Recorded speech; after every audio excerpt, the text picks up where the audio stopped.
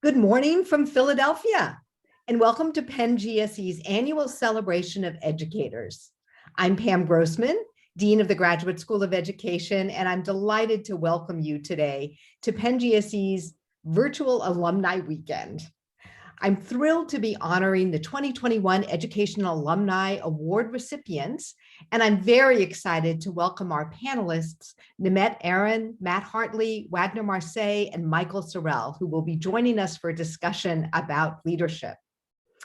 First, I want to acknowledge any of our brand new Penn GSE alumni who just graduated less than an hour ago, who are joining us today, and extend another heartfelt congratulations to all of them.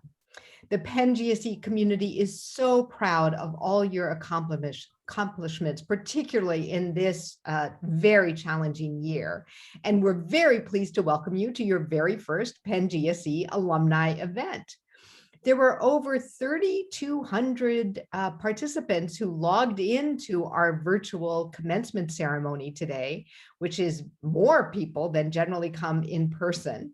And we were thrilled to see the level of interaction. Michael Sorrell gave a rousing commencement address, and the Quaker was the most popular emoji to be used during this virtual ceremony. I also want to acknowledge that we as a global community are still navigating through incredibly challenging times. Many of us are still feeling all of the stress and anxiety around both the COVID-19 pandemic and the second pandemic of racial injustice that continues across the nation. As we complete another unprecedented academic year, we're addressing so many emotions: loss from the past year, hope for the future, frustration with the slow pace of change. I'm so grateful for the Penn GSE community as we've been able to come together for important conversations and initiatives and to process this full range of emotions together. Students, faculty, and staff at GSE have remained incredibly busy over the last year. You may recall that last fall, Penn GSE welcomed its largest incoming class in GSE history. And we're looking like we're going to welcome another record-breaking class in the fall. So we're thrilled that so many people are turning to education and realizing the potential of education to solve some of the challenges that are facing us.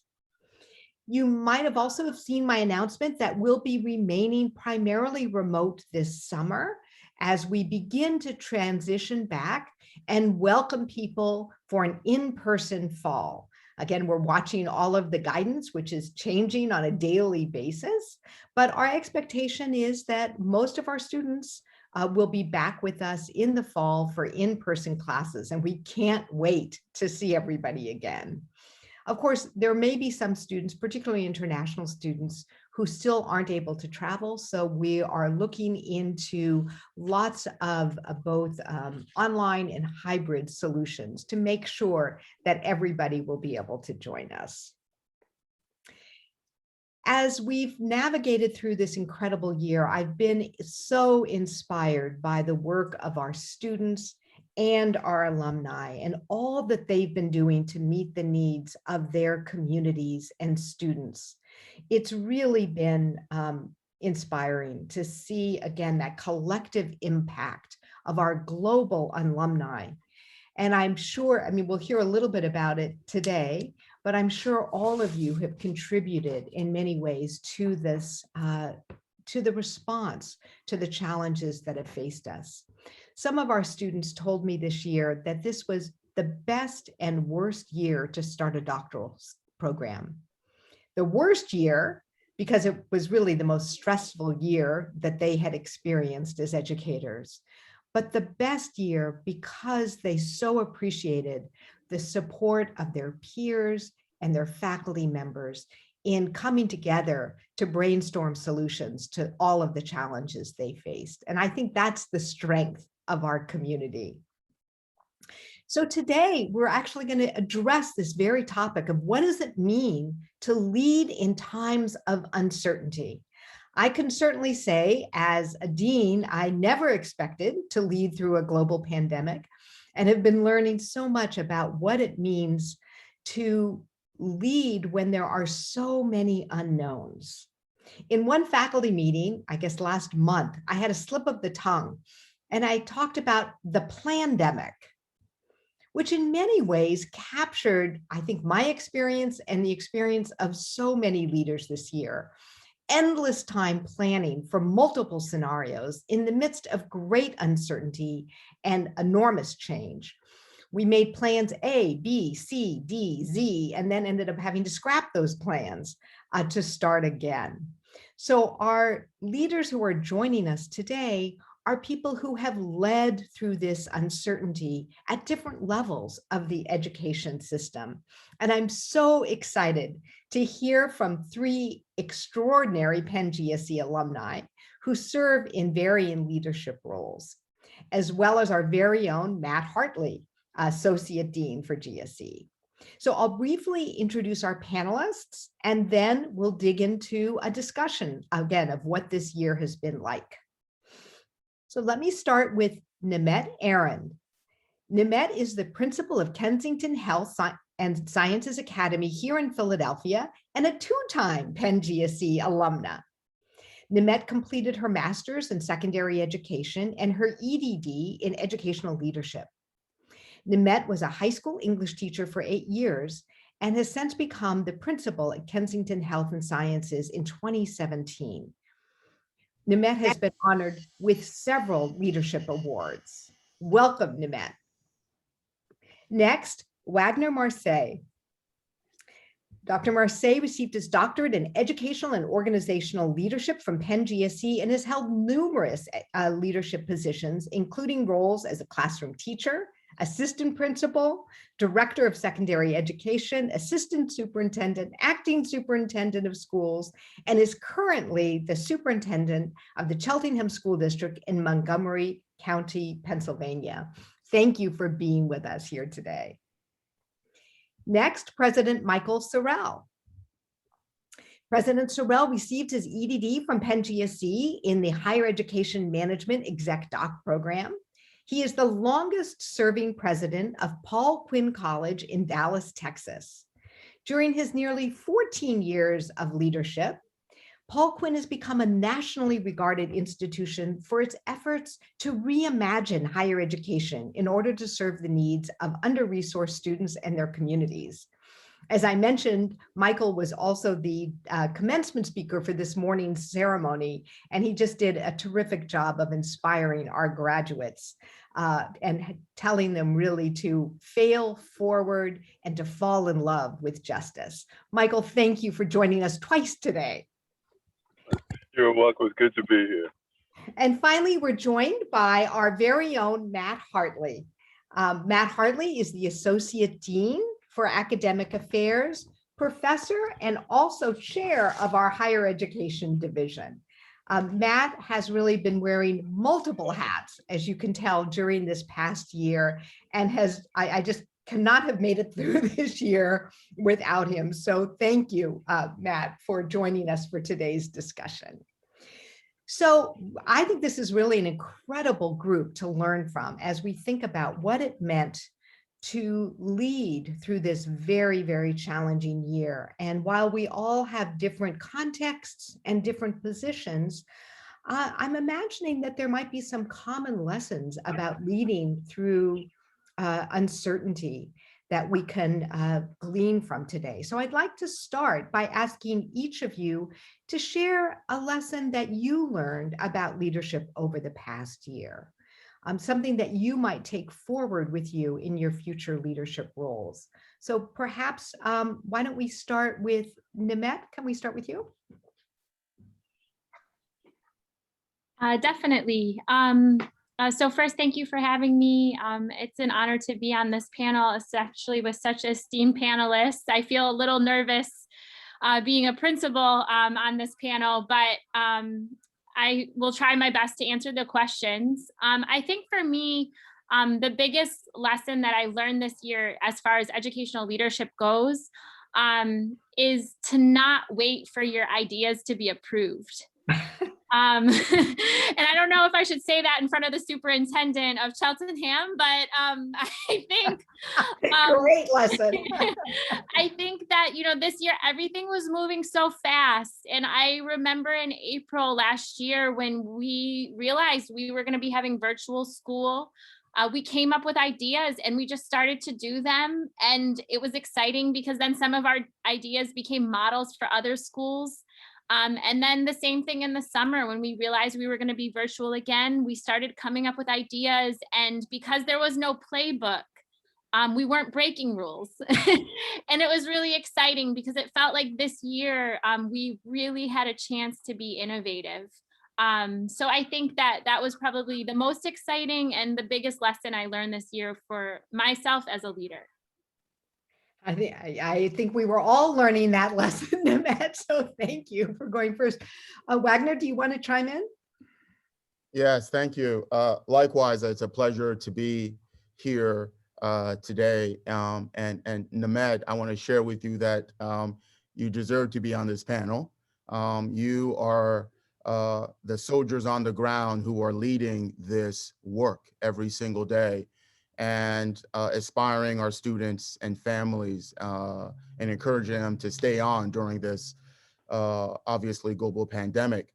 I'll say this, it's difficult, and I was thinking about this with respects to that one lesson, right? Because there are so many lessons that we've learned through this experience, and the fear of identifying one and not listing every single one of the lessons.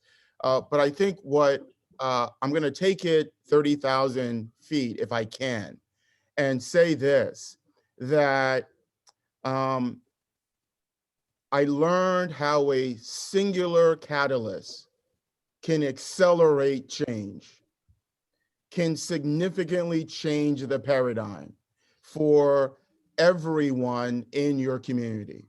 And that rarely happens, where you have something that takes place in your school community, in the larger community, that has everyone thinking we need to find a solution to these particular challenges.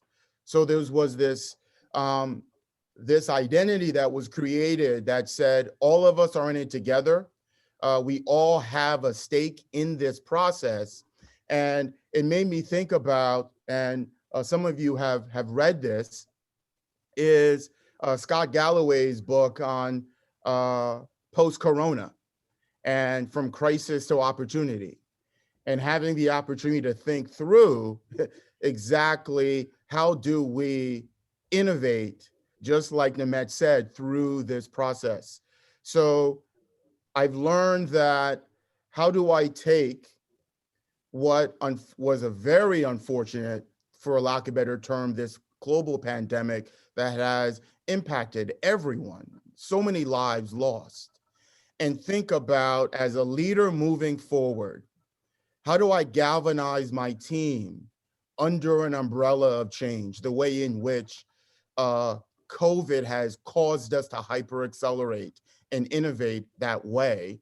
So that's the lesson for me as a leader moving forward. How do I find ways to bring my team together the way in which COVID has brought so many of us together to fight for change? And to earlier points that, Michael, I'm sorry I wasn't able to hear your speech when you talked about falling in love with justice. And I think that's what COVID has done for many of us, is thinking about how we need to fall in love with social justice and everything that's been impacted by that. So that's my singular lesson for me. Thank you so much. And I think we're going to be coming back to that theme of the urgency of the moment and the possibilities of change. Michael, do you want to jump in? Sure. And let me just say that I'm thrilled this morning to be here with you, Pam, and very, very thankful to always get to spend time with Matt Hartley, who is one of my professors, and to learn from Nimet and Wagner. I am very much looking forward to this moment. For me, I think this pandemic reinforced a lot of values and ideals that I've tried to be cognizant of in my life and in my leadership model. One of the fundamental beliefs that I have is that, you know, we as leaders should never lead people who we cannot and do not love, right? When you lead people that you cannot and do not love, you become self-centered and selfish. You make decisions that aren't rooted in the best interest of the people who you are charged with caring for. And in this pandemic, I was reminded of that decision time and time again as I witnessed the temptation and frankly, the failure of many leaders to put the people over the business model, right? And I understand the tensions of, you know, we run businesses, you know, and I know sometimes people don't like to look at it this way, but our institutions are in the business of education. So the business aspect of this is incredibly important. But at the end of the day, we are charged with being caretakers of people's lives, of their livelihoods, of their hopes. And, you know, the implicit contract of higher education, of secondary education, of all levels of education, is that by investing in us and investing in this moment, that your next will be better than your now. And if you can't put people first, then you are compromising that contract. And so for me, for us, we functioned in a way that many people could not understand, but we did the things that we only thought made sense. And that was because I don't ever want to have to call someone's family and say, I messed up and I lost your loved one on my watch. And so, you know, we have found that just making decisions based on what's in the best interest of the health and safety of our folks is the way to go. And the pandemic reminded us of the value of doing so. Thank you. Yeah, I think that's a powerful message. Matt, how about from your perspective at GSE? Sure. Well, let me just sort of echo what everyone said already, which is it's just so wonderful to be part of this panel, and I'm looking forward to hearing people's thoughts. You know, as I think about this, I think that because the pandemic was so disruptive and because it interrupted so much of what we had taken for granted, I think it's really shown us that higher education institutions are far more agile and flexible than most people believed. We've had to relearn what it means to hold a class, holding them online, holding classes asynchronously. We've had to quickly change entire policies, allowing classes to be pass-fail, making the GRE optional.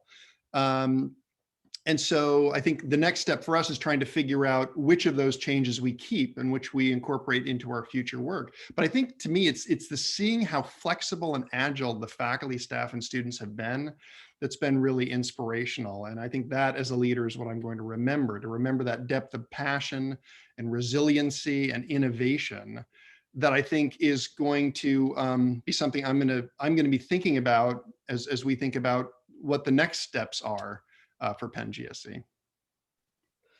I think, Matt, you picked up on something that I felt as well, this sense that, you know, I've always described higher ed as moving at glacial speed, and yet in 2 weeks, everything changed and we were somehow managed to pivot in a way that, again, I think might have been unthinkable to people ahead of time.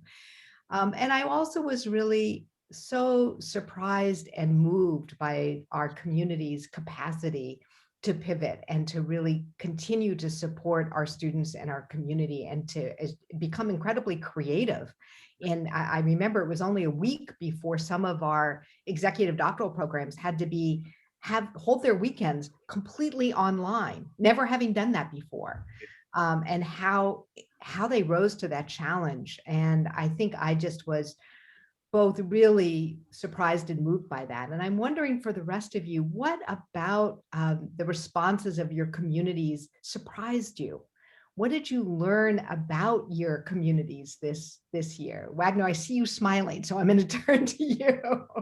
Yeah, I'm smiling because echoing some statements that Matt said and Michael said about the surprising flexibility in the system.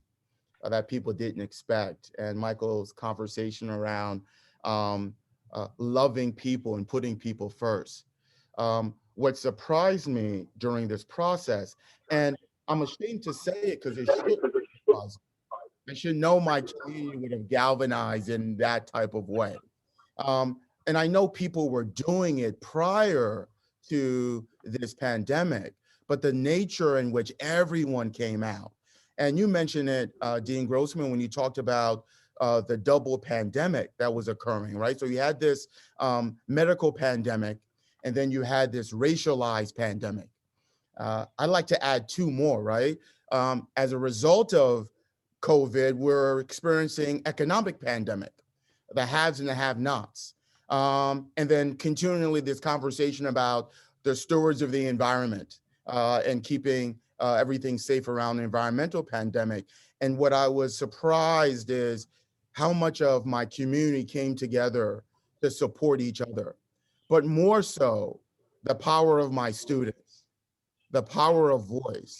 My students who rose up through social justice endeavors and said, louder than they've ever said, that enough is enough.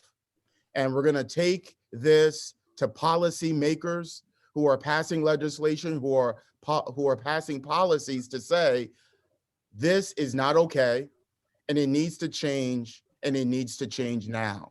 And I think that that has inspired me in finding ways that Matt talked about as, how do I keep that momentum moving forward that brought all of us together in the next chapter of our lives. So that surprised me significantly, and I'm proud of that. Right.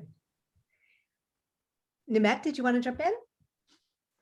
Sure. I think probably the most surprising aspect of the pandemic was, I thought really my job was going to be to just keep us together as a school community, but I never dreamed that we were actually going to grow so much stronger during this pandemic. And I really appreciate what Michael said, that you cannot lead people you don't love. And I mean, I think for me, it was, come hell or high water, I was going to be at this building every single day, available for my students, available for my teachers. We did as much as we could outside in our parking lot to celebrate our students, to be with our students, to hold outdoor classes when we could. And it's just amazing because when we had new faculty, or we had our whole class of 2024, our freshmen, I thought, oh my goodness, how are we going to ever get to know these new teachers or this group of students? And it's amazing because when there is a will, there is a way, and our community found a way to still be Kensington Health Sciences Academy and to be even stronger. And I think the most surprising aspect of this was we didn't just survive, but we gained so many new experiences. We created so many new practices.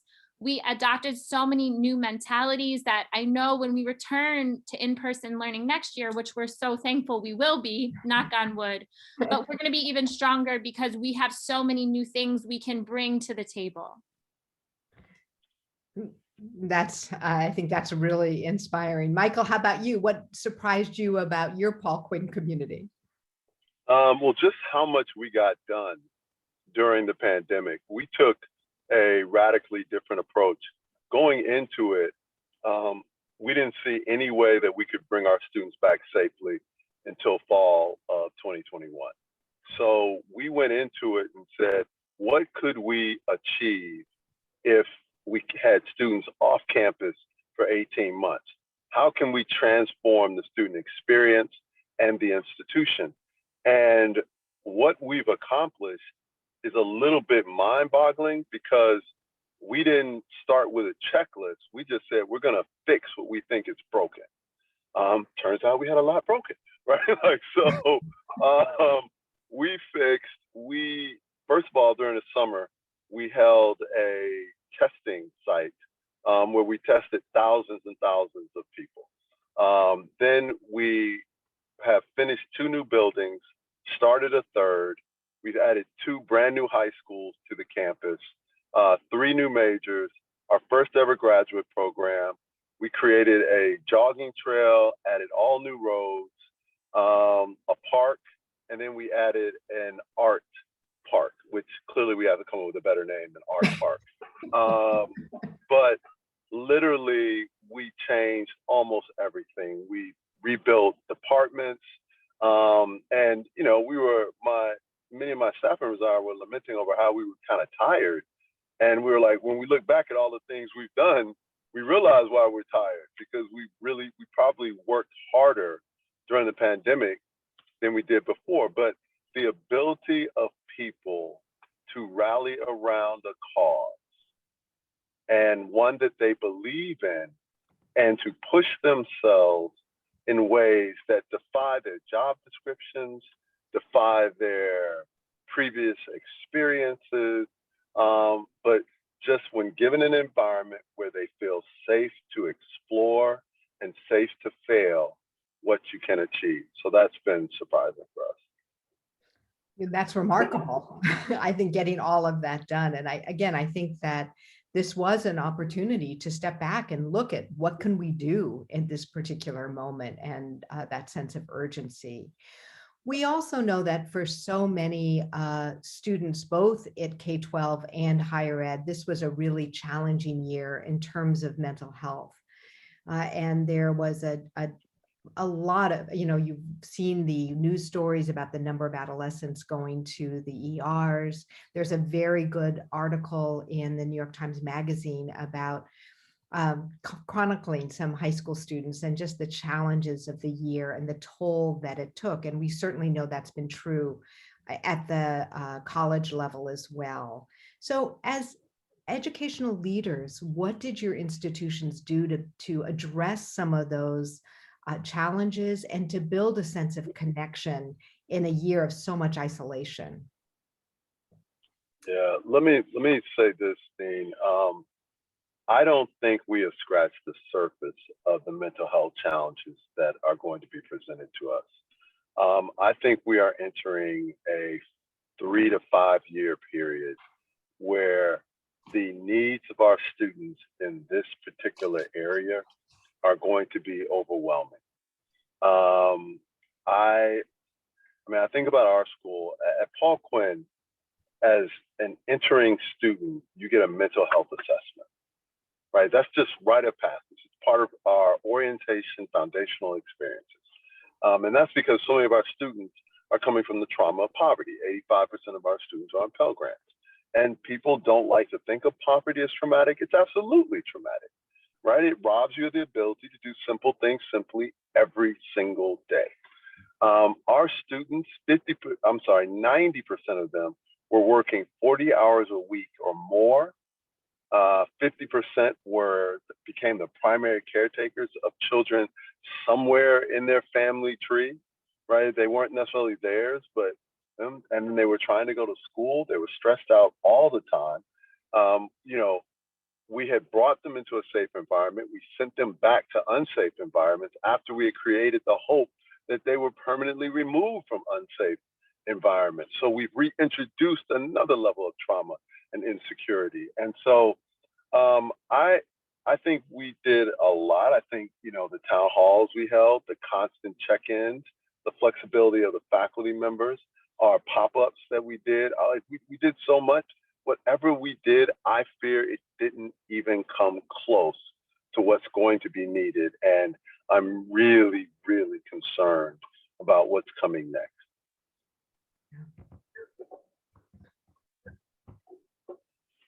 Wagner, how about from your perspective as a superintendent? Yeah, listen, I'm gonna echo Michael's concern. And we know the work around trauma and trauma-informed practices and the importance of social emotional health. It's work that we've been doing in our district, but I agree with Michael that it's just scratching the surface. And we've been keenly aware of how trauma impacts learning and trying to get our staff to understand how that impacts student identity, student outcomes, and student experiences. COVID has absolutely dismantled that in a way that we couldn't possibly imagine. And I do believe that we are going to be challenged in the next 3 to 4 to 5 years. Remember that trauma can be triggered at any point in time. Something that happened to you at 7 years old, though you are now 18, something could trigger that in terms of how you react to the world. So I think there are several approaches for me. One, we've been trying to take a fundamental framework around trauma-informed practices and helping our educators think about it's a development of a mindset. And our very own Sharon Ravage, who talked about teaching through crisis and flux pedagogy. So when I read that body of literature last year, I was like, this is it. And I shared that with my staff around those 5 dimensions and what is needed for our staff to think differently about that process, and began to try to infuse the second phase, which is programs and supports. So we doubled down on the mental health resources that we normally would provide. But to Michael's point, that was just scratching the surface. What's going to help many school districts across the country, will help us, is the American Recovery Act and the way in which we are using those dollars. So as a result of the trauma and realizing that, just like Nimet, in terms of my enthusiasm for our students coming back in person 5 days a week in the fall, let's make no mistake about it. They're going to come with a significant amount of baggage, more than they've ever come with before. And we had difficulty addressing that. Right? Now they're going to come with this. So the month of September, October, November, December, and January are going to be telling about how we move forward with this particular journey. So what our attempts are is to continue our theoretical framework around flux pedagogy and what that means to teach through this, and then to make sure that we are using financial dollars to create opportunities, to create programs, to bring in more mental health providers, to create the space for our counselors to do things more than they've never done before around mental health, and to help our staff members deal with that as well. No, I think that's a really important issue. And one of the things that gives me hope about the American Recovery Act is the potential for reducing child poverty in the United States. And that would be, a huge effort. But in the meantime, I think also thinking about what's appropriate staffing for schools moving forward. What's the role of social workers and counselors as we think about the supports that students will need? Nimet, how are you thinking about this? I agree with everything that's been said, and I have the same concerns. I think from a building level perspective, my biggest question right now is if this group is on the same page about what is really necessary, what we're expecting to see in the fall, why on earth are we even thinking about giving students Keystone exams 2-3 weeks that they return back into the building after almost a year and a half of not being in the building? That is the kind of anxiety that is already on my teachers' minds, already on my mind, already on my students' minds. It makes absolutely no sense. So I agree with everything that's been said. And I would like to just advocate for the fact that everybody has said already how innovative, adaptive, how flexible they've been. Wagner mentioned Sharon's flux pedagogy theories. We really need to think through as a state how we are going to sort of address this Keystone question, because it's just wrong to be welcoming back our students and then 2 weeks later to be throwing our buildings into disarray for testing, to be putting that trauma, that anxiety on our students. Let me just say this, that is the actualization of not leading people you love, right? Because if you love those students, you would never dream of doing such a thing, right? We have that same issue. It is unconscionable. Matt, what about from the graduate education perspective? I appreciate everything folks have said. I think that, from the standpoint of Penn, Penn, as we all know, is an incredibly resource-rich institution. But I really would echo what Michael said, that even with all the efforts that we made to try and address, mental health needs, to try and support students, you do get the overall sense that we are still taking care of a fraction of the needs that are out there. I mean, this has been an unbelievably intense time. From the time that students literally had to pivot and move out where they were living, we were dealing with things like food insecurity, people's family members losing jobs, people's family members dying. And so I think part of what we tried to do is, I think that we've always thought about these student mental health as being connected to the overall academic community you're trying to create. And so a lot of this involves creating opportunities for the community to come together and support one another.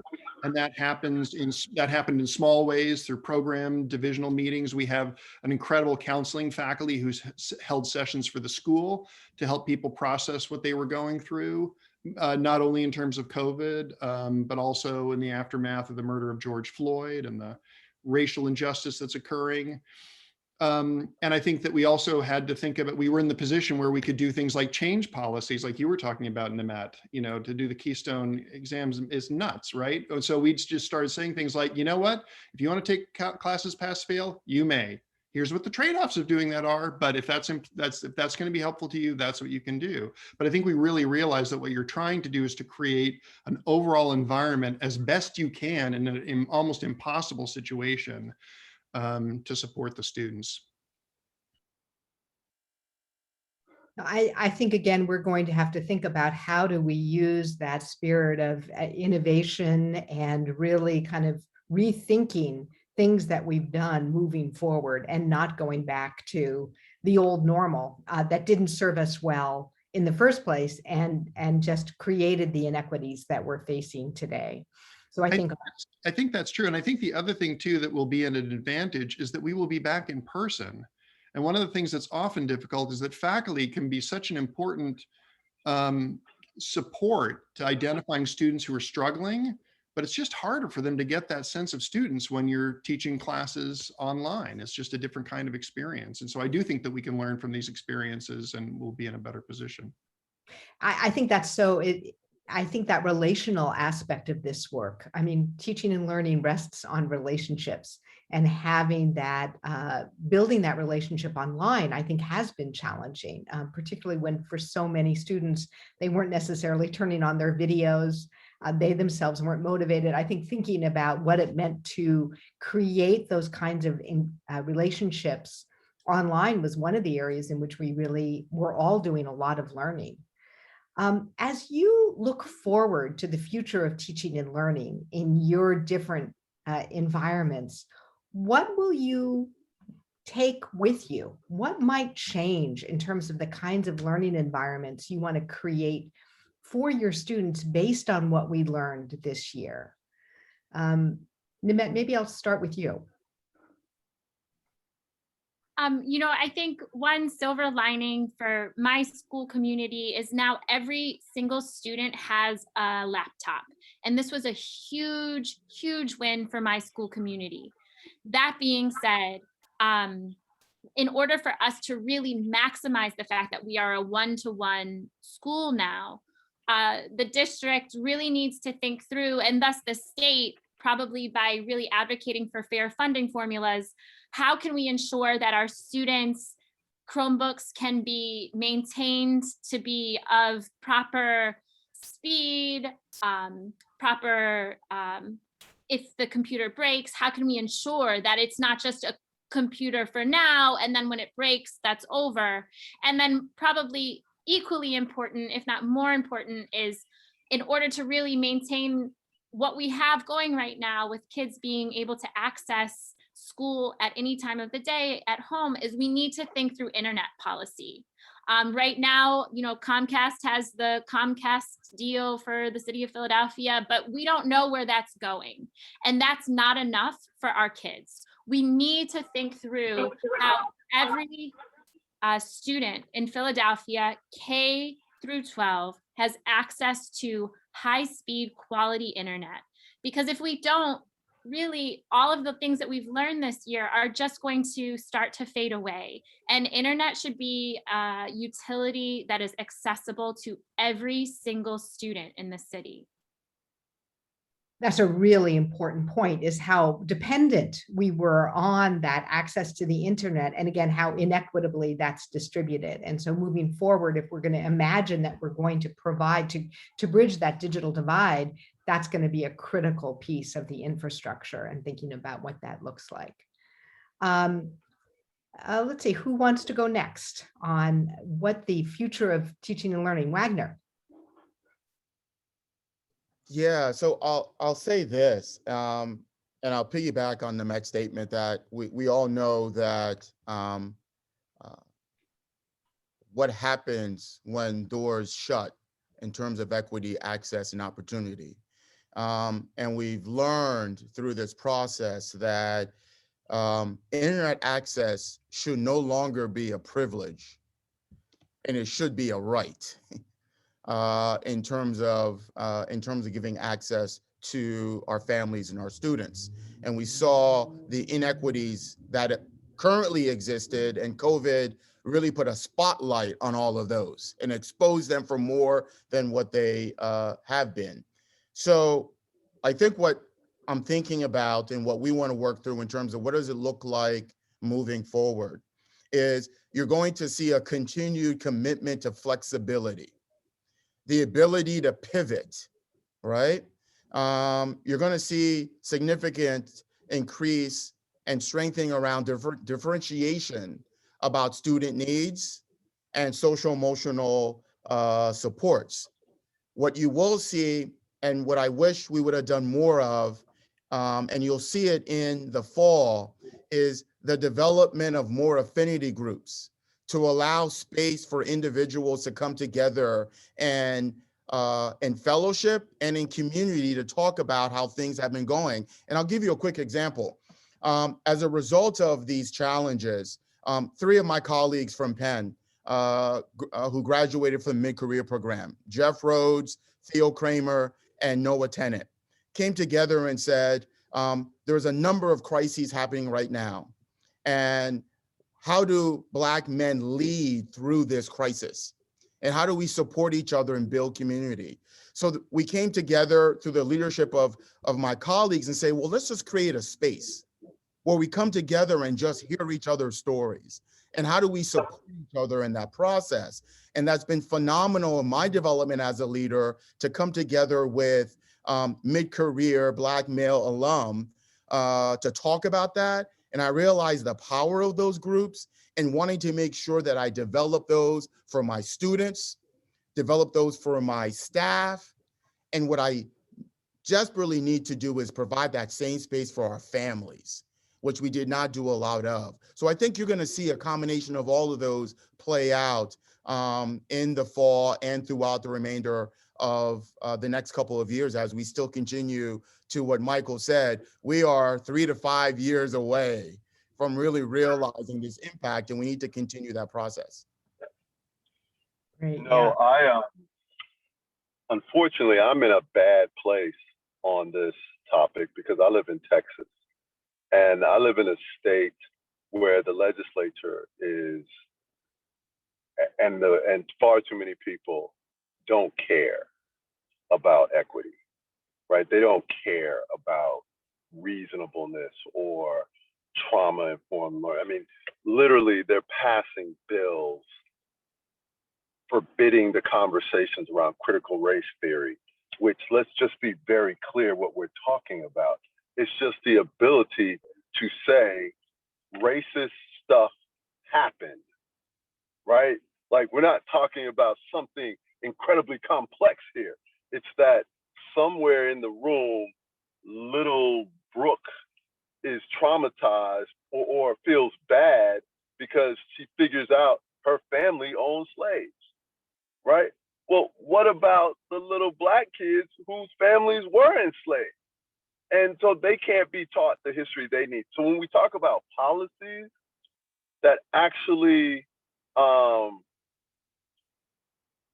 it doesn't work, right? Like at some point, we as educators have to go to war for our kids with the people who fund us.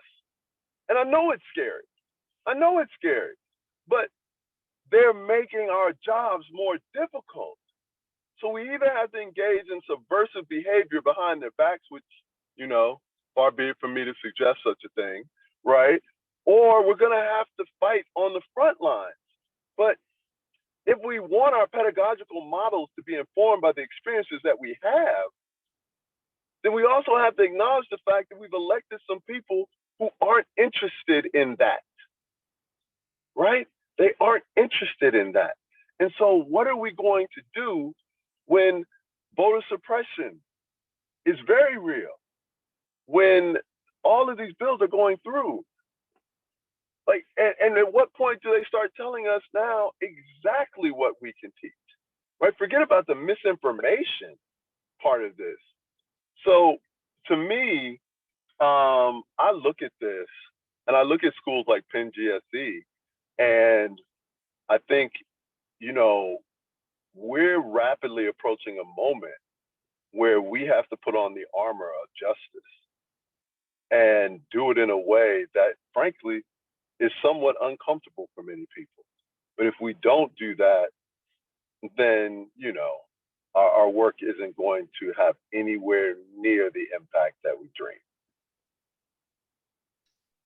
You know, Michael, I think that was such a powerful charge to all of us, and recognizing how education is at the very center of so much of what we've been experiencing. The lack of education, the inability to teach people to attend to science, to be able to identify misinformation, to think about our history with regard to voting rights. You know, in the midst of all of this, remember we had this huge election and all of the contention around the election. I mean, I think it really was a wake-up call.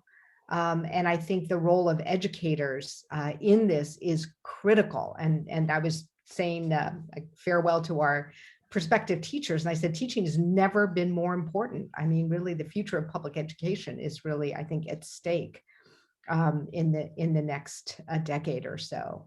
But Pam, we have to acknowledge that it was a wake-up call to the good guys and the bad guys. Right? I mean, because the bad guys seem to be pretty energized right now. And we've got to figure out, how are we going to sustain the fight? Because so much of what we've been taught is in jeopardy because we think that, you know, there's some rules that apply where people aren't interested in playing by fair rules. They only care about winning. You know, one of the things that strikes me, Michael, is that higher education, with a few exceptions, maybe the civil rights might be one exception, has been spectacularly bad at organizing. Oh, yeah. Spectacularly bad at organizing. However, one of the things that has happened over this past year, because of us having to radically shift how we're doing our business, is technology has made us more porous. And one of the things I'm seeing in many of our programs is you're now beginning to see dialogues between current students and alums and practitioners in the field in real time in a way that we did not do before that, even though we could have. The technology was there to do it. We just weren't doing it. And that's the kind of thing that I think is enormously promising moving forward, is sort of saying, how do we grab onto that? How do we say, these are the key issues right now, voting rights or whatever, and how do we bring together a dialogue as educators, both the ones that are studying currently at Penn, but also alumni in the field and others, to have conversations around what might be done, what are best practices, what are promising ways forward. I think there's some real opportunities there that we could have taken advantage of, but we didn't, and we need to.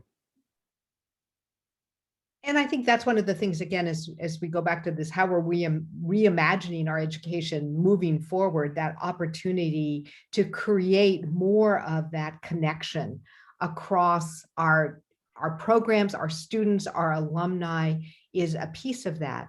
The creation of affinity groups. I mean, that was something that we just really launched this year at GSE in response to our community meetings following the murder of George Floyd, and really thinking about what does that mean to create those spaces and how important those spaces are.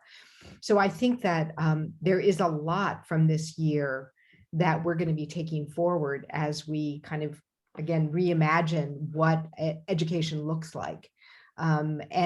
And then tackling some of the challenges that Michael articulated as well. I guess I'm interested in now pivoting a little bit to one last question, and then we'll begin to take some of the questions from our audience. But one is, again, what prepared you to lead in this moment? I kept thinking about this. I was thinking, when I took this job as dean, there was nothing in my letter that said something about leading through a global pandemic. Nothing I could have imagined in many ways that presented the kinds of challenges to leaders that this year did. What did you rely on? What helped you? What prepared you, again, to lead through this moment of crisis? Well, since no one seems to want to jump in on that one, I'll just say one of my pre-educational careers was I was a crisis manager. So I actually built my reputation on addressing issues that were extraordinarily difficult for clients, and oftentimes we can never talk about it. So that's a gift and a curse, right? Because you never sleep as easily at night because you're always waiting for a phone call. And so that did help. But also for me, when I took over Paul Quinn, we were 18 months from closing.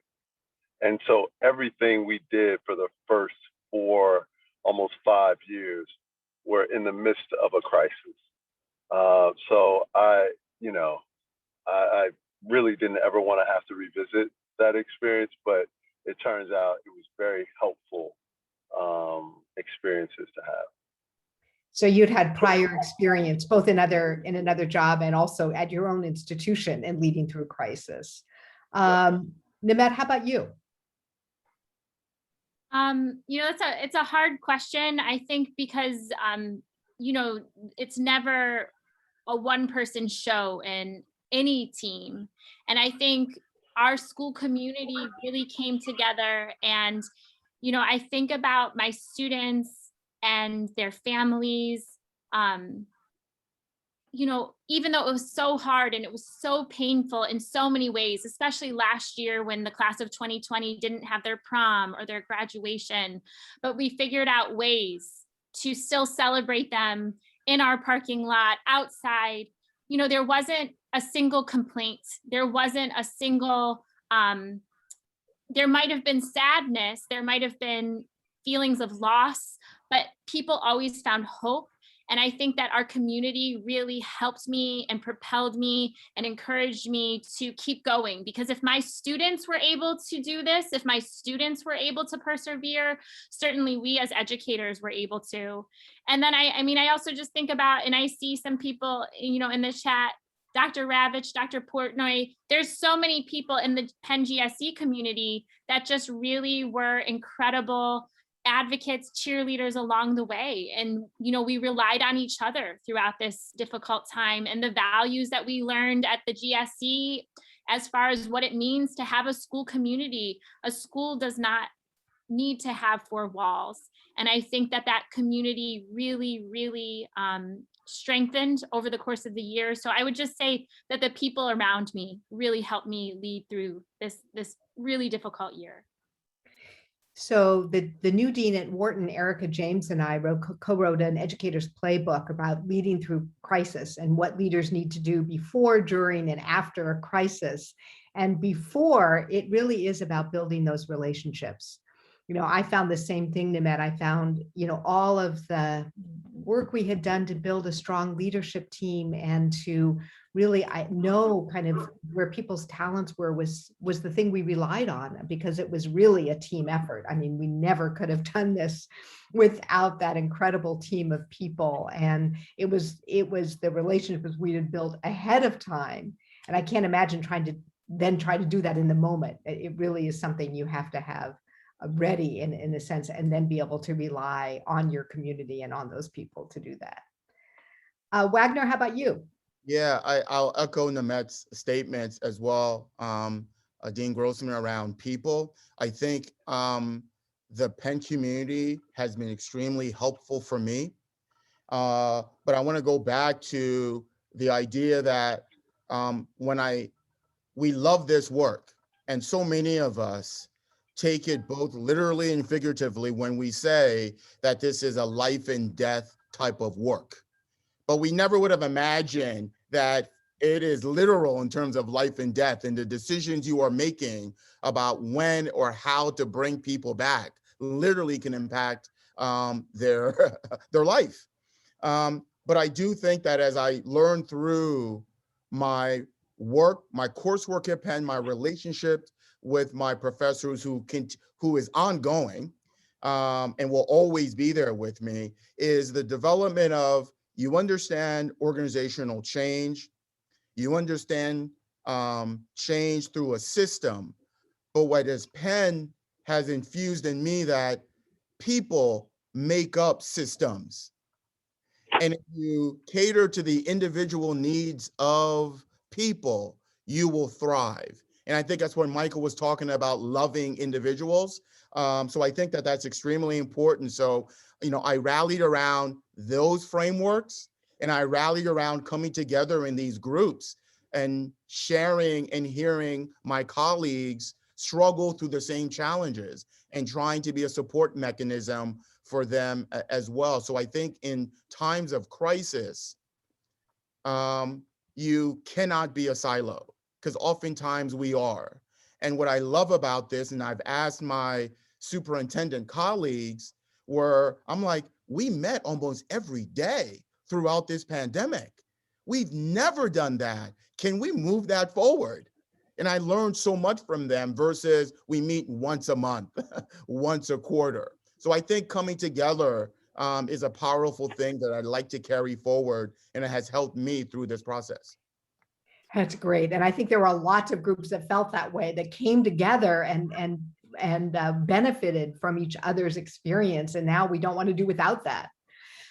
Before we move on to Matt, I just want to say goodbye to Michael Sorrell, who has to leave us at noon. Michael, thank you so much for being with us as part of this panel. We're so proud of the work you're doing, and so, really so honored to have you as a member of our community. No, thank you. Thank you for always including me. It was an absolute pleasure to visit with Nimet, Wagner. It's always great to see you, Dean, and Matt, always fun to be in your company. I wish everyone well, and take care. So now we'll turn to Matt, who actually studies higher education. And I'm going to ask you the same question. What prepared you for this extraordinary year? Well, when you posed the question, I was tempted to just say it literally took everything that we had to get through it. I don't think there was, any previous experience. I mean, I was just sort of ticking back in my mind, sort of like in previous times of my life, I ran a small company. I helped lead a pretty major change effort at a small liberal arts college, and then becoming a faculty member. All of those things, sort of, you had to draw on different elements of those to get through. But really, I think while all of those were important and were things that I brought to the table in terms of being able to sort of think about these things as a leader, I really resonate with what Nimet said, which is that it was very much about the collective. Penn GSE is a really remarkable community, and there were so many people who in so many different ways contributed. So I think about very early on, Pam, you established a COVID task force that met weekly, sometimes more than once in a week when it was necessary to sort of try and move things. But there were groups that were happening all over the place to address different issues during this time period, with various people stepping into really key leadership roles. That was really remarkable. And I think that as I think about why that was important, it's that you both need the expertise of people, because you need to do a lot of innovating in a very short period of time. So you need to put a lot of ideas around the table, but you also need the emotional support, because this was an unbelievably stressful time. I mean, and so just having people who are part of your group that you could just commiserate with, or at times just say, I'm just about done here, you know, was like critically important for getting through, I think. I totally agree with you. And just again, being able, as you're leading an organization, to still be able to have people that you can say, oh, wow, you know, this is really hard. And somehow we just have to keep pushing ahead. So I think I'm wondering if we could count up the number of the text messages that went between us, Pam, when policies were changing, and our text to each other would be like, really? Question mark? Like, after all this, then this next thing is coming at us. Like, it was just so much coming at us all one at a time. And it really took took many of us coming together to support one another and bring the best ideas that got us through. So let me transition to asking some of the questions that are in the chat. And there's one that really speaks to this question. It says, do you think the collective flexibility and agility, as referenced earlier, is unique to this moment, or do you think it can be harnessed and sustained moving forward? How do we again take how we've worked? It really is how we worked, and the flexibility and agility. How do we move that forward? Are people thinking about that? Wagner? I'm thinking about that. And I mentioned earlier how COVID required everyone to come together. No ands, if, buts about it. There was an intrinsic motivation, and it was about not only the larger community, but what it means to me and my family. So everyone came together because they had self-interest, they had community interest, they had neighbor interest. And my challenge that I'm wrestling with is, how do I move forward with the same type of collective unity, right? That we are, it'll never go away, COVID-19. We'll address it much more effectively, right? As soon as everyone gets vaccinated, and hopefully it's, we never do it again, but we'll do once a year vaccination if that's the need for it. But then how do I galvanize my community in the same way? How do I keep my staff and faculty's eye on the prize about our why? People came together and really defined their why. And I think the challenge for leadership is, couldn't we get under the same umbrella for other causes or similar causes as well?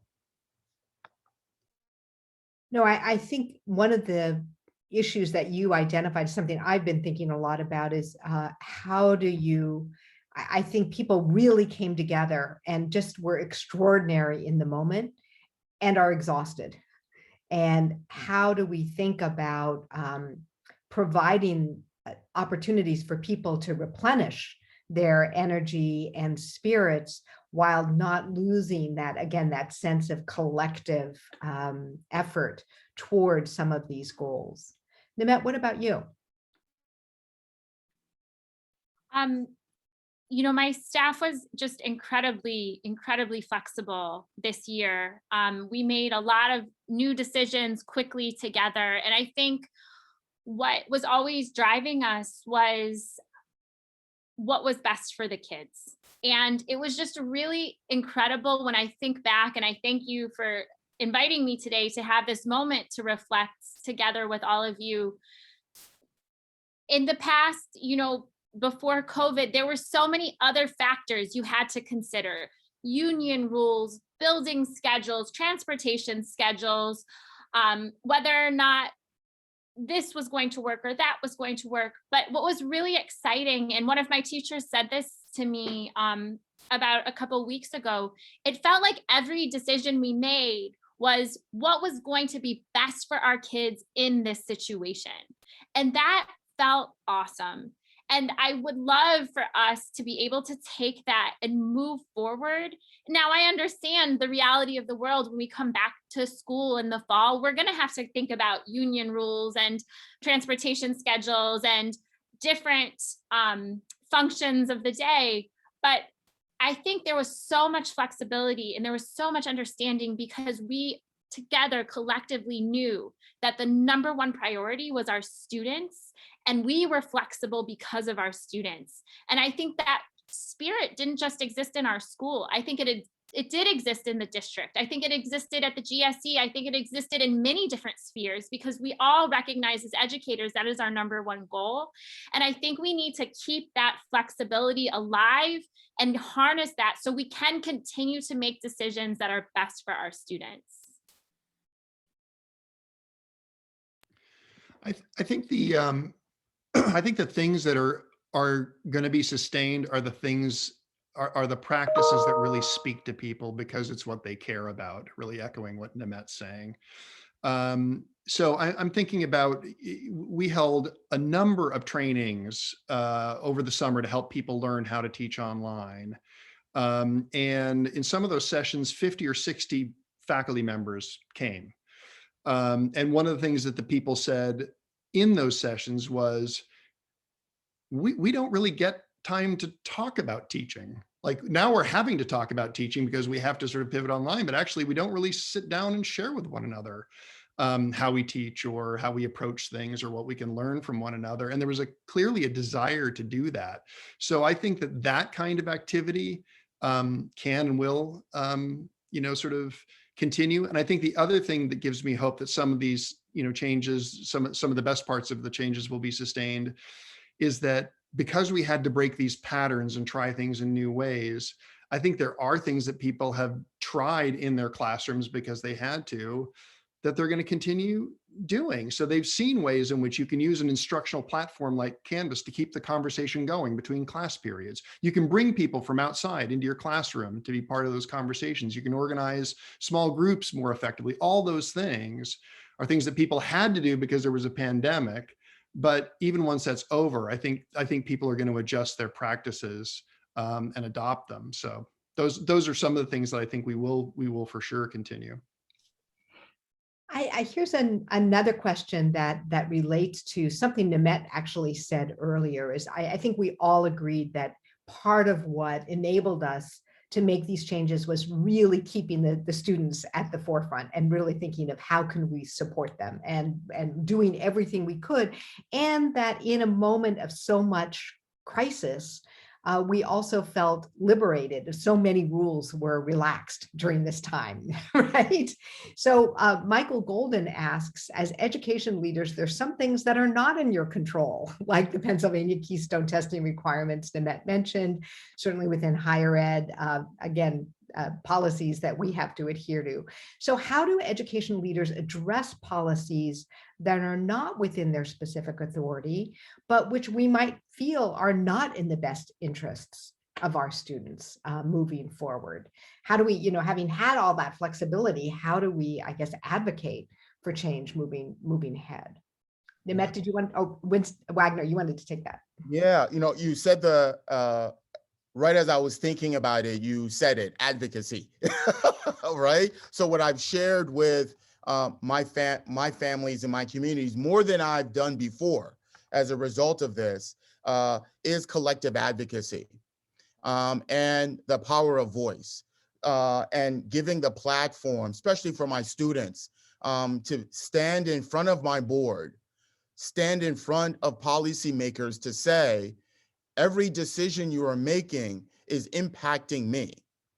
And we want to be part of that collective conversation.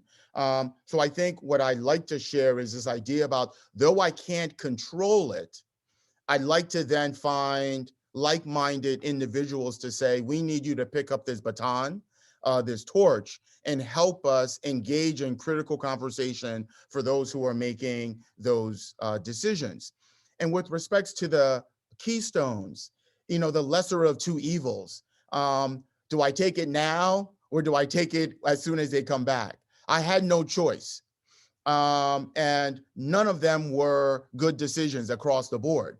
But then when I try to share with my faculty and staff and with my students is acknowledgement of their frustration, an openness to say that I empathize and sympathize with the challenges. How do I let parents know that it's okay?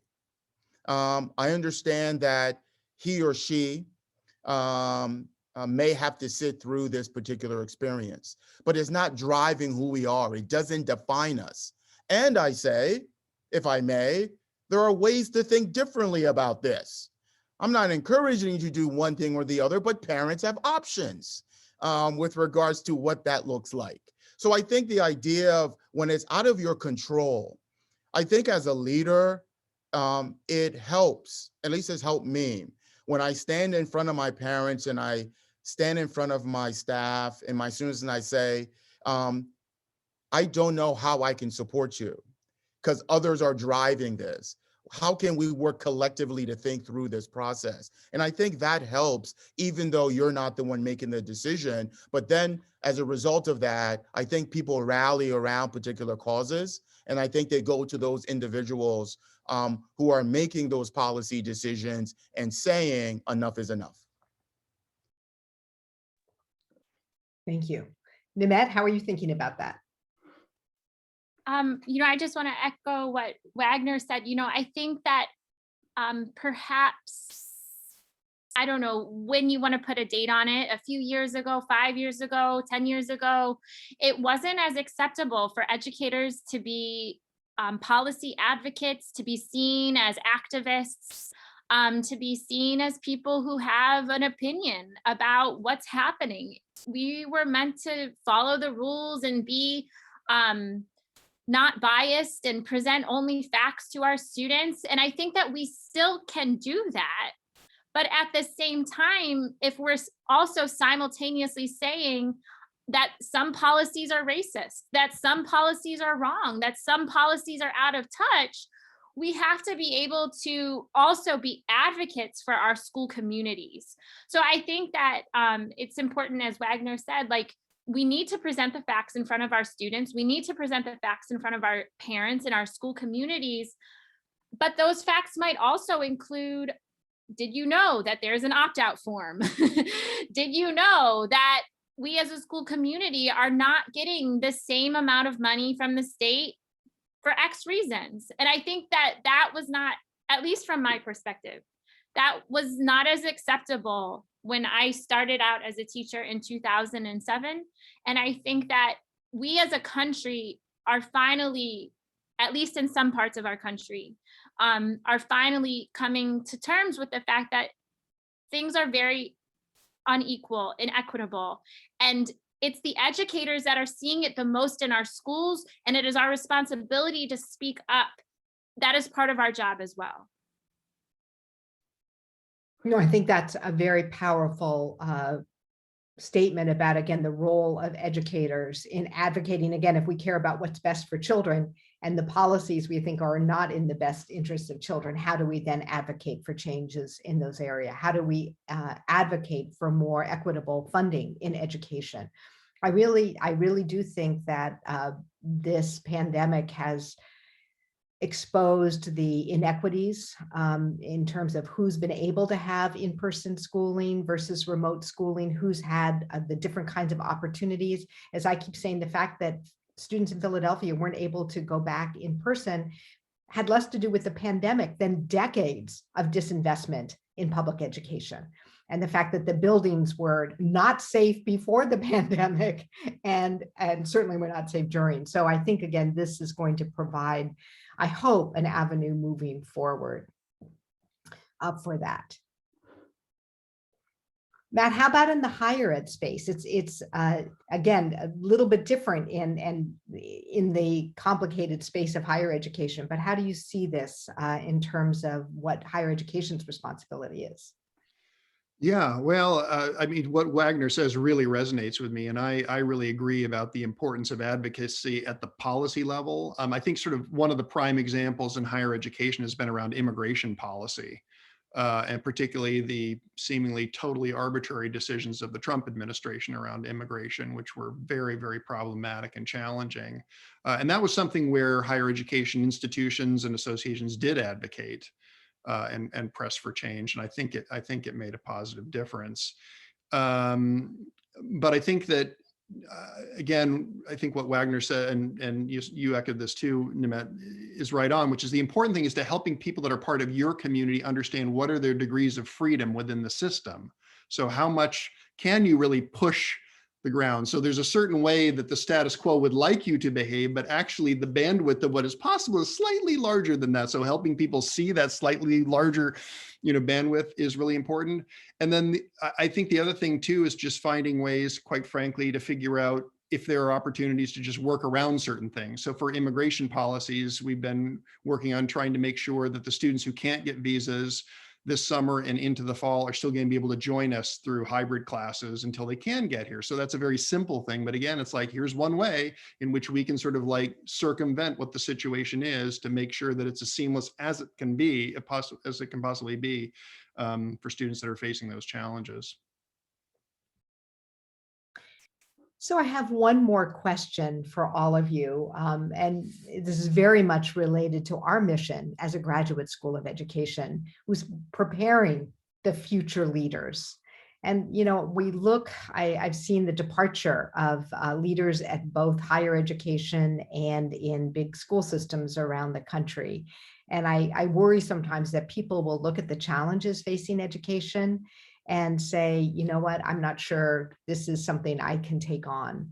What advice would each of you give to, again, people who are considering positions within educational leadership, who are considering becoming the next, really the next generation of leaders? What advice would you give them? Nimet? I like to say this, as a former athlete, and I say former because it was such a long time ago.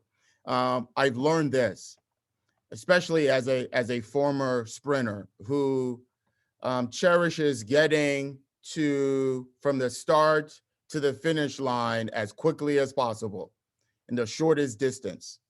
What I've realized more than ever is that though it's been said, though it's been shared, but indeed this work is a marathon. And you have to learn how to tempo, because if you do not, you go out too hard, you will burn out. You won't last through the race. It's not because you don't have the desire to do it or the passion to do it. It's that the stamina is not there because you fail to realize that at the end of the day, as logical as you may think change is, and how easy you think, I don't understand, this is what's in the best interest of children. What's the big deal? Are we really debating this? It's been a year and a half. What do you mean you don't understand the true definition of equity? We've been talking about defining it for 19 months. Can we get a definition? So part of that is realizing that, understanding what I said earlier, you're talking about systems, but you're talking about people. And you're talking about, Matt, when he said bandwidth, was about people's bandwidth to learn and to change. And everyone is very different along that continuum. So as leaders coming in, I want you to really do as I say, not as I do. Right? Is that please understand that it's going to take significantly longer than you would like. But when you keep your eye on the prize and you understand that you wrap yourself around people who are 1,000 times smarter than you, more motivated than you, and you take incremental steps, because your job is, how do I move people that moves the system in a better place than it was yesterday and feel comfortable in passing the baton to the next person, right? So I'm going to be comfortable passing the baton to Matt saying, I did my part of my race, right? Now it's your turn to take that leg of the race and build, strengthen, make it better, make it faster. And I will be cheering from you on the sidelines. That's what my recommendation for those coming into the system about pacing, change, and that it's individual change that supports collective change. That's fabulous. I love this image of a relay marathon. After those 26 or 52 miles, you pass it on to the next person. Nimet? That's hard to follow, Wagner. That was very inspirational. So I even wrote down some of your words. So thank you for sharing. I guess the first thing that just came to my mind is there's still so much joy, even in these difficult times and through the things we're fighting for, and the marathon we're going through. As Wagner said, you know, being in education is just such an amazing field. You know, I have the privilege of working with 470 incredible teenagers who, you know, we celebrated last night outside at an outdoor prom, and it was like we had never missed a year. And there's just so much joy to be had in this field because you're working with the next generation, and there's so much hope and there's so much inspiration. So the marathon is worth it. So I'll connect it to Wagner's metaphor. The marathon is worth it because along the way, there's just so many moments of joy that come to you as a leader, free of charge, completely unexpected, and just with such open arms and open hearts. Well, Nimet, that was equally inspiring. That was awesome. Listen, I wrote some of that down. Well, it was great. You inspired me, Wagner. And I think that message again of the, and I always say this to people who are entering education, that the joy in the work and the knowledge that you really are investing in the future, and that's the work of really investing in the future, I think is again part of what sustains people. So Matt, you get to wind up the advice. Well, I'll do my best. Both those comments were just wonderful. Much of what I think is going to, you know, echo what Wagner and Nimet shared, which is at the end of the day, leadership is a collective quality. So this is not about you and your unique superpowers. It's about creating an environment where people can do the important work that they want to do in the world. And as Nimet says, in working together, there is great joy. It is a really wonderful privilege to do this work. And also, as Michael reminded us before he left, there has never been a more important time to be in education than right now. We are at a critical moment in time with a lot of incredibly important work to do. And so this is also a wonderfully impactful time to be a part of educational communities, working with our students, working with our communities to make a difference.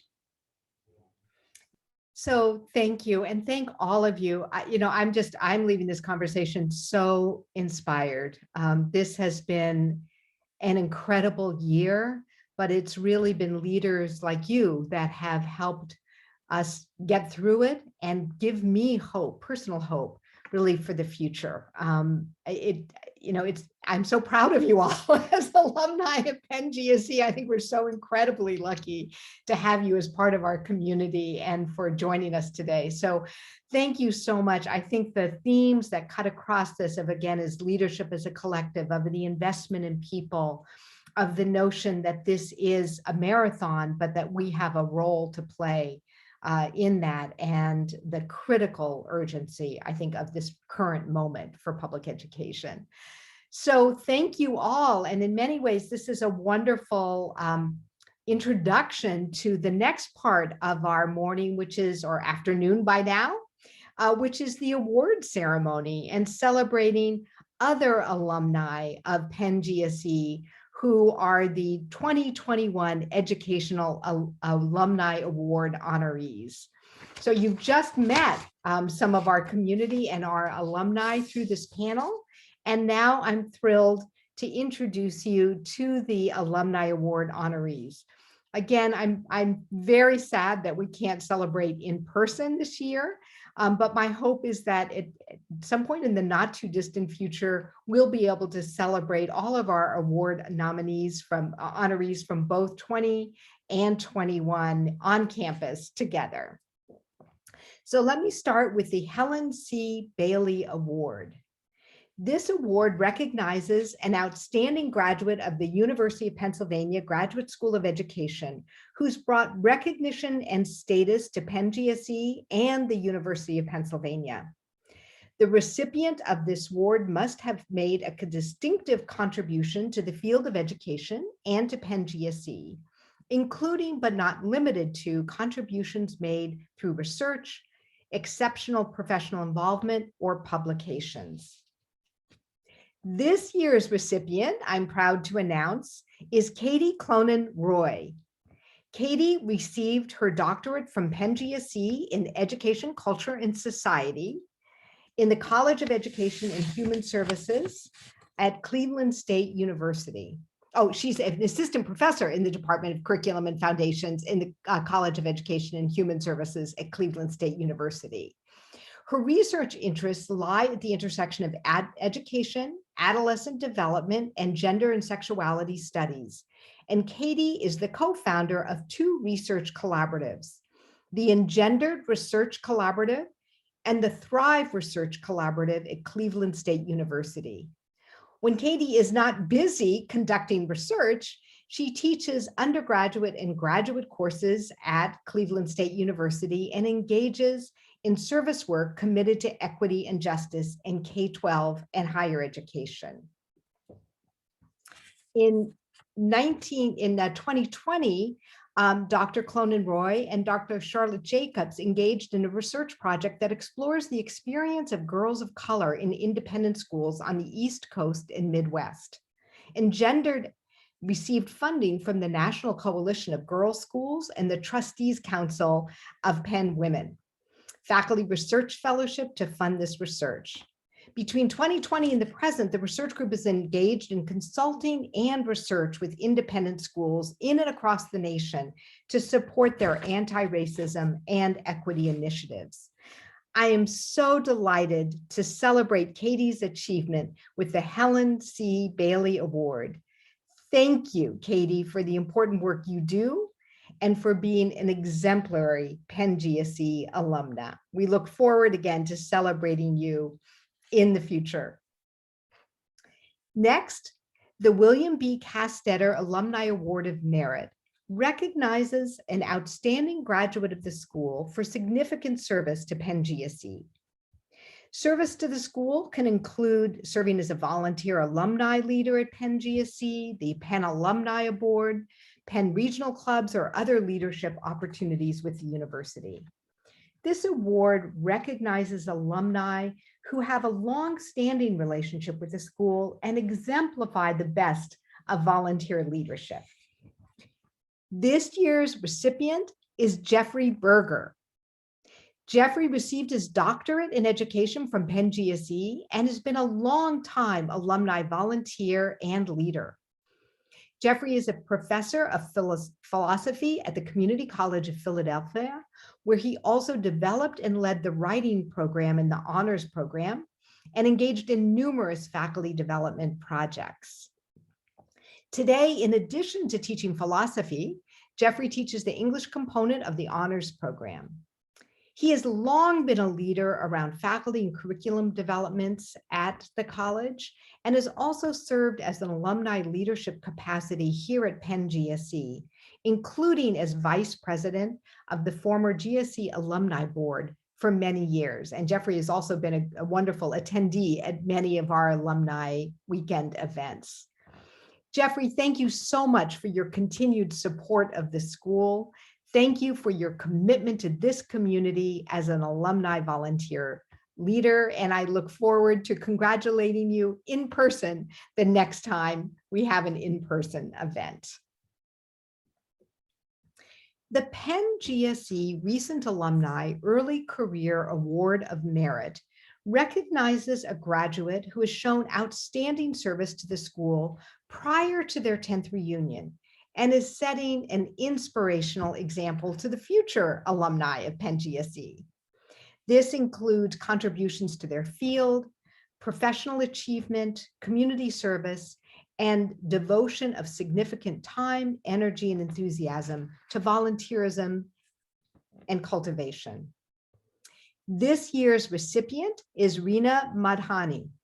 Rina recently completed the master's degree in the Teaching, Learning, and Leadership program. Prior to her time at Penn, Rina spent 2 years serving with AmeriCorps. During this time, she addressed the growing literacy gap within East Harlem by coaching nearly 75 community volunteers to provide one-on-one instruction to struggling readers. She then transitioned into classroom teaching in the South Bronx, where she focused on cultivating an inquiry-based learning environment. As an educator in the Bronx, Rina witnessed the inequities inherent in our education system. She realized that a key barrier to literacy was access to books and a lack of culturally affirming spaces in and out of the classroom. During the height of the COVID pandemic, she co-founded Start Lighthouse to address childhood literacy through an intergenerational approach. Her organization is committed to creating access through customized literacy kits, programming with a racial justice lens, and community workshops for family members and caregivers. Rina, I'm delighted that you're the recipient of this year's recent Alumni Early Career Award of Merit, and there's no question that you'll be an inspiration to our future GSE alumni. Thank you for all your important work, especially the profound impact that you've had during this past year. Moving on now to the Ethel and Alan Buddy Karuth Sustained Leadership and Education Award. This award recognizes significant service to the education community by an esteemed graduate or friend of the Penn GSE. The award honors the memory of Ethel Karuth, a distinguished alumna, benefactor, and friend of Penn GSE. Mrs. Karuth and her late husband left an extraordinary legacy, fostering enthusiastic dedication and support of numerous causes, inspiring benevolence and a lifetime of involvement. The recipient of this award serves as an inspiration to others, transcending expectations and providing opportunities in service. This year's recipient is Dr. Ronald Whitaker. Ronald completed a master's at Penn GSE in the School and Mental Health Counseling program. He is the appointed Culturally Responsive Pedagogy Assistant Professor of Education and the Director of the Center for Urban Education, Equity, and Improvement at Cabrini University. Dr. Whitaker also holds the distinction of being a Shover Fellow at Duquesne University. As a Shover Fellow, Ronald engages in improvement projects that seek to build system capacity within organizations. Additionally, Ronald is the current Pennsylvania Department of Education equity expert. In this role, he is leading equity efforts in Pennsylvania as they relate to developing standards and policies for operationalizing culturally relevant and sustaining education competencies in the Commonwealth. As a researcher and scholar, Dr. Whitaker publishes articles that focus on the psychology of race and racism, issues related to diversity, equity, and inclusion, and culturally relevant and sustaining pedagogy, and on the societal and educational disenfranchisement of African-American males. Ronald has mentored numerous Penn GSE students in the school and mental health counseling program since his own graduation, and it's clear that he represents the kind of inspiration that this award was meant to honor. So thank you so much for being part of the Penn GSE community, and congratulations on this distinguished award. Next, I'm honored to award the Penn GSE Educator of the Year. This award recognizes an outstanding graduate or friend of the University of Pennsylvania who demonstrates unusual involvement in and commitment to identifying and helping to resolve school problems and current issues in education. The recipient of this award must be a dedicated educator who was an inspiration, risk taker, innovator, and role model, and who demonstrates a commitment to the betterment of Penn GSE. This year's recipient is Annette Anderson. Annette is a two-time GSE alumna. She received her master's in secondary education and her doctorate in education policy and leadership. Annette currently serves as an assistant professor and faculty lead for school administration and supervision in the School of Education at Johns Hopkins University. She's also deputy director of the Johns Hopkins Center for Safe and Healthy Schools.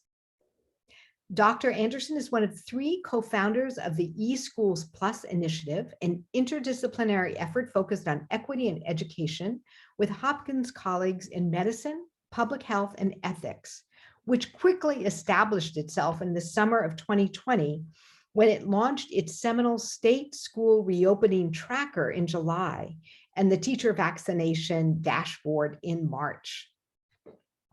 More recently, eSchools Plus launched the COVID-19 Global Education Recovering Tracker, a global partnership between eSchool Plus, the World Bank, and UNICEF. She also supports the Hopkins HEAT, Health, Education, and Training Corps, as its curriculum liaison. Annette has been a frequent guest on multiple media outlets, including CNN, CNBC, Good Morning America, and Fox News, and throughout the pandemic has been cited often in outlets such as the New York Times, the Washington Post, Education Week as an expert on parent voice in the reopening of schools. Annette, thank you for all your leadership, particularly in this past year, and for serving as a national resource on school safety, particularly in the context of the pandemic. I hope by now you are really impressed by the accomplishments of our GSE alumni. And I'm going to conclude with a new award. I am just delighted to introduce our last and newest award, the Kwame Nikruma Distinguished Alumni Award, which was established in 2019. This award recognizes an illustrious graduate of Penn GSE, or the former University of Pennsylvania School of Education, who's made distinctive and transformative contributions to the field of education in the nation or in the world. The award honors the late Kwame Nikruma, the inaugural recipient, who is an alumnus in both 1943 and 1944, and the first president of independent Ghana. President Nikruma fought for Ghana's independence and was a founding member of the Organization of African Unity. As president, he set up a strong system of basic education, initiating compulsory primary education in Ghana in 1962.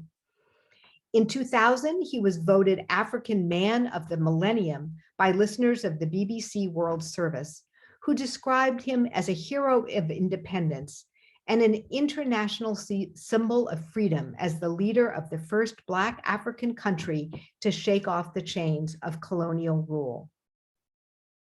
This year's recipient is Desmond Diggs. Desmond received his master's degree in the International Education Development Program from Penn GSE. While a student at Penn GSE, Desmond was the president of the Black Graduate and Professional Students Assembly, and for 2 years, as well as the vice president of We Support Diversity of Mind, or WISDOM, a graduate school of education-based students of color organization. Desmond is the founder and executive director of Teach for Liberia, a member of the Teach for All network, which boasts a network of nearly 60 partner programs, including Teach for America, Teach First UK, Teach for Nigeria, and Lead for Ghana. In September 2019, Teach for Liberia officially launched its program, and its first cohort of teachers began leading classrooms in under-resourced communities. Just 5 months later, the nation's schools closed to help prevent the transmission of COVID-19.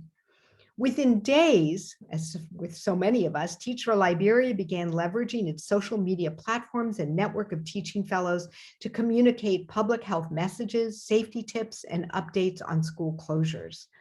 The organization partnered with the Ministry of Education, the World Bank, the Cummings Africa Foundation, and other organizations to serve on the Education in Emergencies Working Group to ensure ongoing instruction of students, school feeding programs, and the reintroduction of water, sanitation, hygiene protocols in Liberia. Desmond and his team also supported the ministry in adopting virtual meeting platforms to improve its ability to communicate with critical stakeholders. In collaboration with teaching fellows, the team designed an emergency community-based feeding program that would educate local residents about the virus and how to prevent its spread, while ensuring that families could participate in social distancing. Desmond, thank you for the critical work that you've done for your community and your organization. You really honor the legacy of Dr. Nikruma and, again, our very important recipient of this inaugural honor. So as I hope you can see, Penn GSE alumni are making just an extraordinary impact on education across the globe. To all of the honorees and our panelists today, on behalf of Penn GSE, please accept my heartfelt congratulations and gratitude for the work that you're doing to positively impact the field of education and your communities. It really, to me, is just a personal inspiration to see the reach of Penn GSE and the kind of impact our alumni are having. As always, I encourage you to begin thinking ahead to next year and thinking of all the other extraordinary alumni who are out there, and begin to think about nominations for 2022.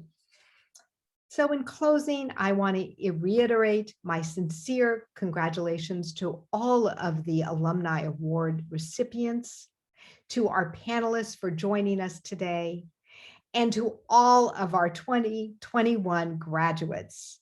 I wish you all, again, a wonderful summer. I know for many of you, you still have another month or so of school and finishing up the school year, and for, again, hope for a more equitable future.